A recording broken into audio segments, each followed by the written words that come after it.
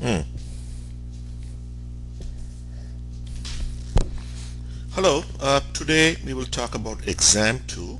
I'm going to do a review for exam 2. Okay, so the exam 2 will have 15 short questions and 5 to 6 problems. Where can you expect most of the problems? So we talked about chapter 7, international arbitrage and interest rate parity. That's an important chapter. So you can expect a couple of questions from here, the problems, one from interest rate parity, and the second from covered interest arbitrage. The second, chapter 8, we talked about purchasing power parity and international Fisher effect. So chances are you get maybe one, maybe even two questions from here. Chapter 9 talks about forecasting exchange rates. This is a simpler chapter. It's a straightforward chapter. Maybe you can get like half a question from here. So it can be like 6 points. Chapter 10, it talks about managing exchange rate exposure, maybe one problem. And chapter 11, transaction exposure, maybe one problem. Okay, so these are, as far as the the weights are concerned, the different chapters, what you can expect.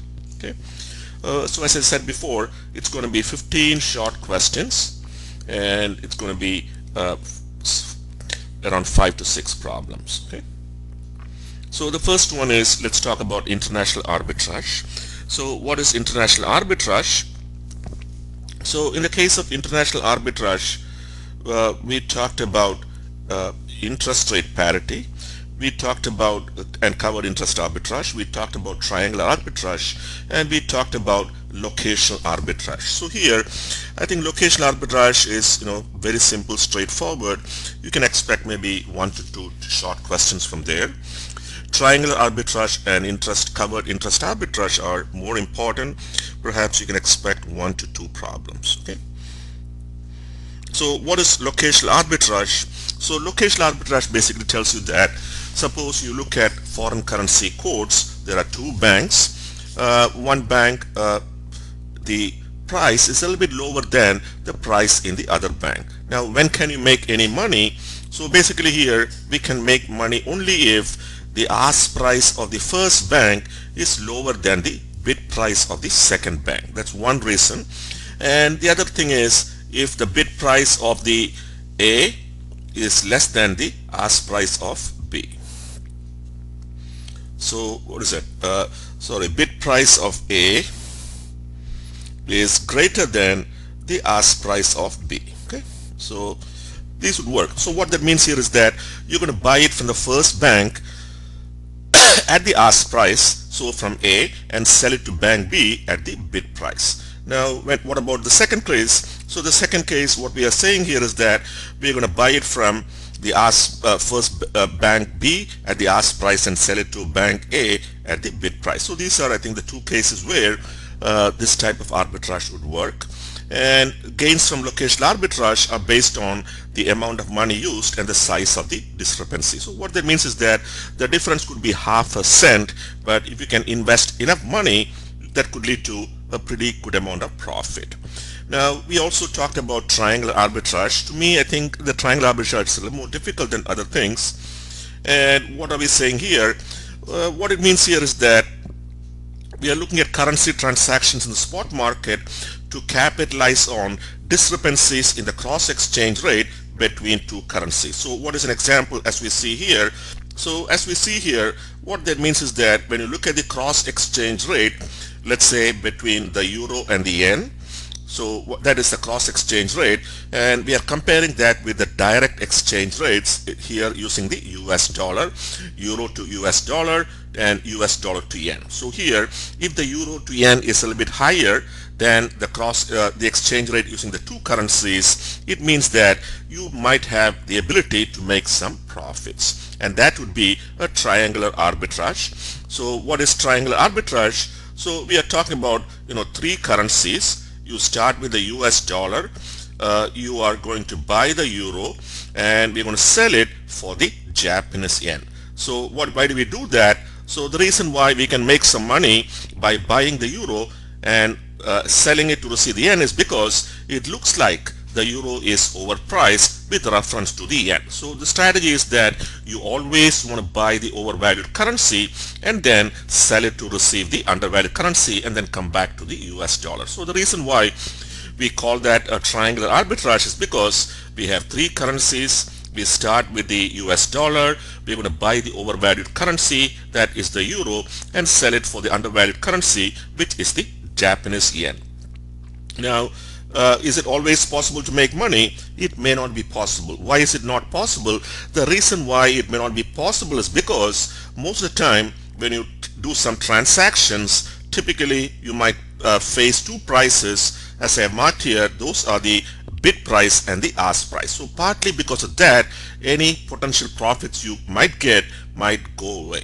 Okay, so here is an example of that. You have $1,000. Can you use triangular arbitrage to generate a profit? I think you definitely want to go back to the video. I think we went through it step by step. You want to make sure you can do that. So how do we profit here? So what we are doing here is that you're buying the euros, you're going to sell it for the pesos, and then you are coming back to the US dollar. So the profit here is $40 on a $1,000 investment. So if you're going to make $10,000, you're going to make $400. 100,000, you can make 4,000, and with $1 million, you could make $40,000. So that's a pretty good amount of money, and you could be doing this in less than 1 hour. So that is why even if there are small differences, you can profit substantially. So that is the reason why even if these exist, it's going to be for very short periods of time. Okay. The next one we want to talk about is the covered interest arbitrage. So what is covered interest arbitrage? In the case of covered interest arbitrage, what we are saying here is that when you look at the forward price, okay, so the forward price over forward price is greater than the spot price times 1 plus I US divided by I foreign raised to T. Okay, so when we compare these two rates, we are saying that perhaps the forward contracts are overpriced. So if you want to go back, this is what we said. F by S is given by 1 plus I US divided by I foreign raised to T.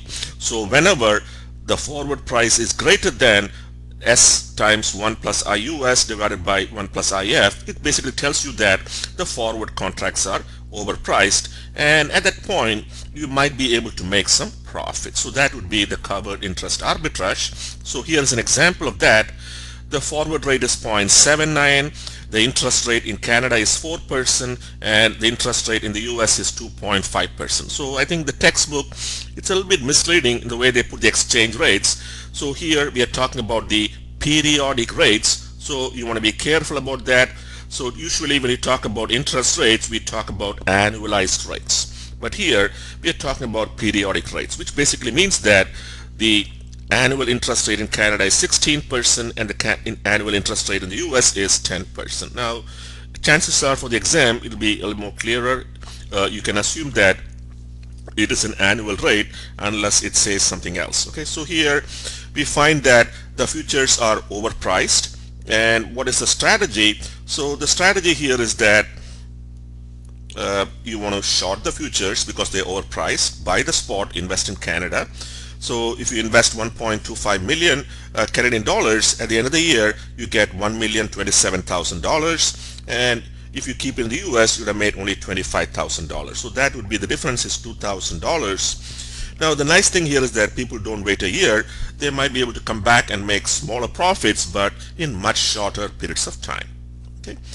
Chapter 8, it talks about purchasing power parity. It talks about the international Fisher effect. So I think you want to be careful when you look at this. It's a little bit confusing. So what we have to say here is that the first chapter that talks about interest rate parity, and interest rate parity is the relation between the forward price and the spot price.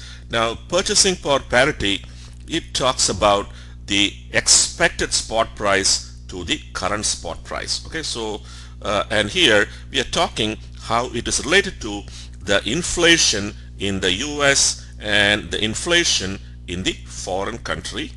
Okay, and the last one is the international Fisher effect.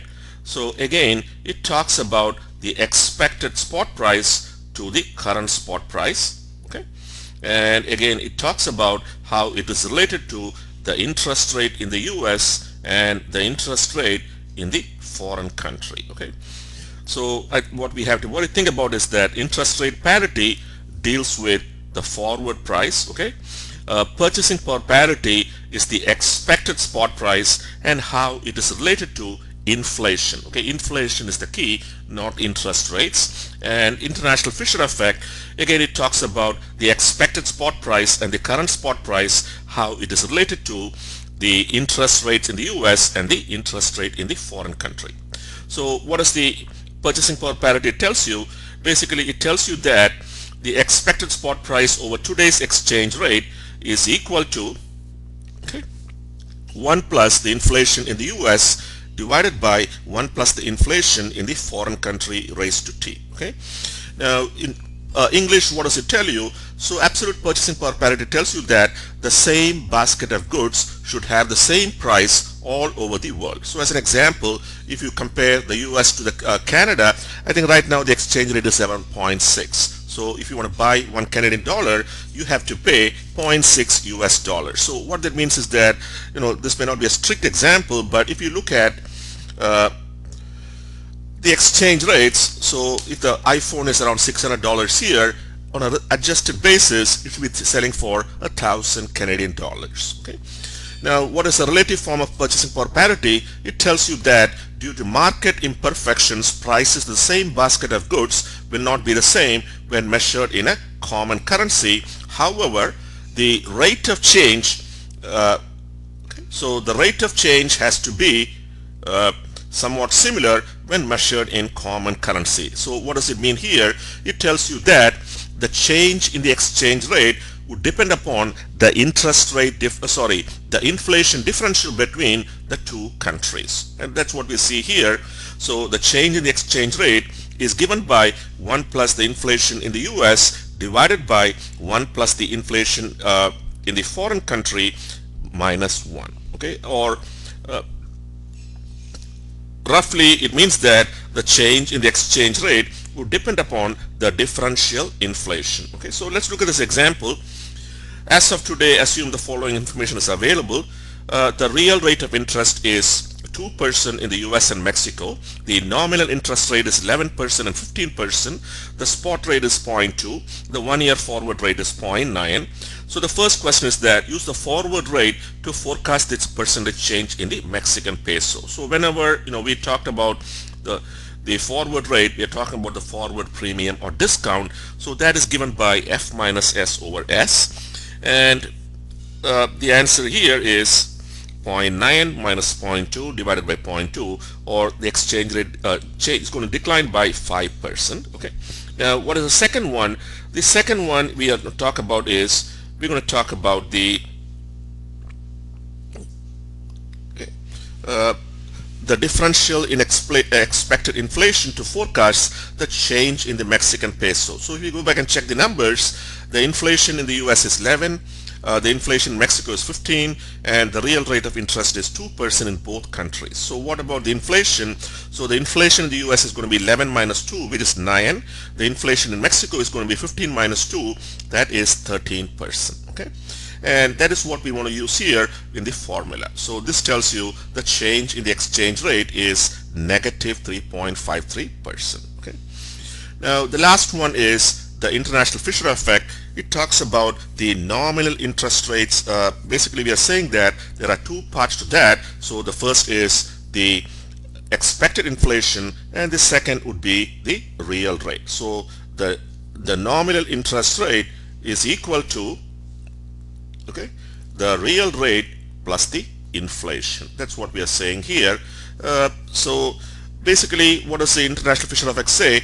That currencies with high interest rates will have high expected inflation and we expect to depreciate. Okay. Or what does it mean in another way? Basically we are saying that if you find that interest rates are higher in Mexico or interest rates are higher in China or in India, basically what we are saying is that if we go there and invest, we might get 10% or 12% in terms of a peso rate or an Indian rupee rate, but chances are when we bring our money back to the US, the dollar will appreciate by maybe 5% or 6%. So all said and done, you will not make any extra money by investing, let's say, in China and bring your money back. That's what it says here. Okay, so here expected spot price is given by the current spot price times 1 plus the interest rate in the US divided by 1 plus the interest rate in the foreign country. So that is the international Fisher effect, and we can also write down the relationship. So here the change in the exchange rate is given by 1 plus the interest rate in the US divided by 1 plus the interest rate in the foreign country minus 1. Okay, so I think these are chapter 7 and chapter 8, I would say, are very important chapters. So what I want to do is take a small break and then come back and talk about the other 3 chapters. But like I told you, these are very important chapters.